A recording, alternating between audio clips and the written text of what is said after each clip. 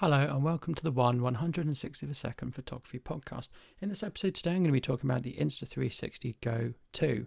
So if I'm talking about it, well, you've probably guessed, I went and bought the Insta360 Go 2. I already have the Insta360 Go and it's very good, the 360 Go, and if you've always been thinking about one, now's the time to buy one because the price has dropped. Although you might want to listen to this review and then see whether you fancy the Go 2 or you're happy with the Go. So what was good about the Go is it's small and it's magnetic. So I could essentially clip it to my shirt because it comes with a magnetic lanyard. So you put the lanyard under your shirt and you clip it on, and it's got other mounting options, but essentially you can mount it to your body and you tap it and it recorded for 30 seconds, 15 or 60 seconds. That was its maximum limit.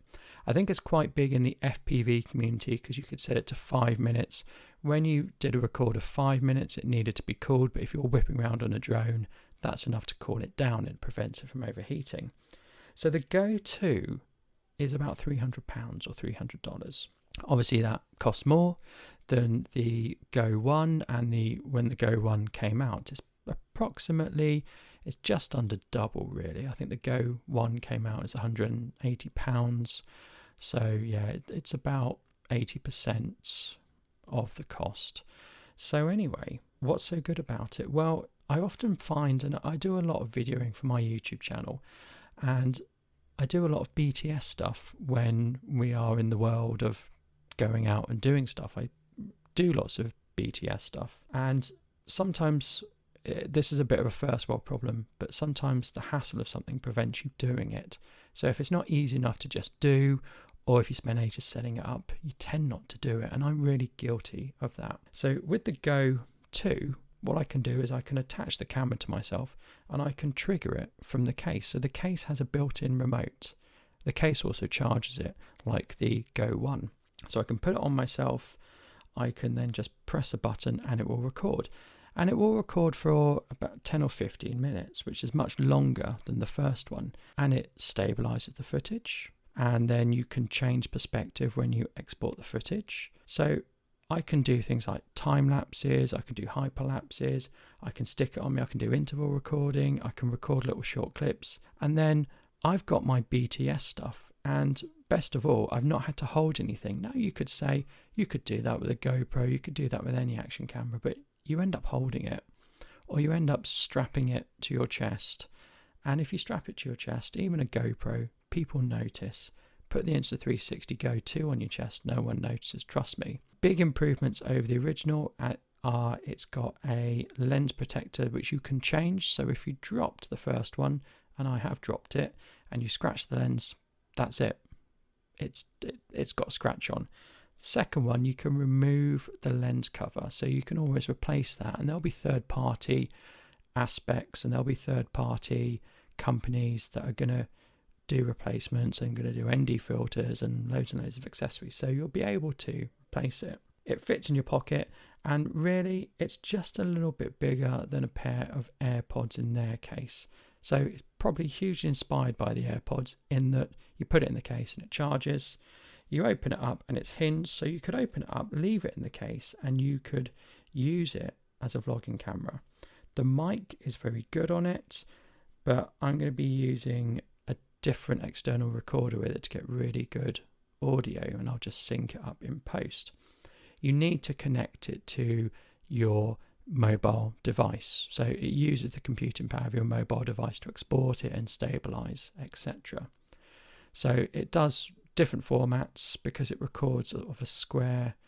It actually records a circular footage, and it takes either a 16:9, a 9:16, or a square export from that, and it does all the stabilization and stuff. Now another thing is you can have things on specific settings, but auto works very well. So this is pretty much an automated camera. You'd be silly not to make use of the auto features on it. So you stick it on you, you press a button, done. You press a button to stop. Maybe you're not going to get as good footage as if you use a DSLR and a gimbal, and you set your white balance, and you set it so it's the reciprocal rule, and you put an ND filter on so you can have a shallow depth of field. There's none of that. But by the time you've even set all that up with the Insta360 Go 2, you've done your recording and you've left. So I think it's great. I mean, I have had GoPros. I hate GoPro based on the experience of buying from GoPro, and I would never buy another GoPro. But I've had GoPros, I've had action cameras, I've had point and shoots, I've had DSLRs, and by far the easiest camera to just go out and do a recording with is the Insta360 Go 2. The Insta360 Go 1 was quite easy too, but it had limitations. So it became more of a camera I'd use to record going on my bike or that sort of thing. Because of the limitations, I didn't feel it was an everyday camera. But the Insta360 Go 2 is an everyday camera. It is a life recording tool. You could record your life with it. And those were big some time ago, these life capture devices, and then they just disappeared when mobile phones became smartphones. No one really cared anymore. No one was interested in recording their lives. But you could do this all the time, all day, with an Insta360 Go 2. It has 32 gigs of memory, so you get about 28 gigs of usable memory. Battery lasts for 3 hours. It's never gonna run out on you, that battery, because probably you would have filled the memory up before you've exhausted the battery. So I'd talk about 28 gigs of storage. It does use it up quite quickly and quite substantially because of the way it records, and then you've got to export it. So you need a phone with a big capacity. I actually export it to my iPad, and I do all the processing on my iPad. There is one thing that's not as good as the Go 1. The Go 1 had a lightning connector, so you would plug it in to your phone, iPad or whatever. If you had an Android device, you just use USB cable and you got quicker transfers.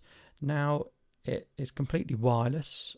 Maybe you could plug it in, I don't know, I've not tried, but it's completely wireless, and so it works over Wi-Fi and Bluetooth, but of course the transfer is slower.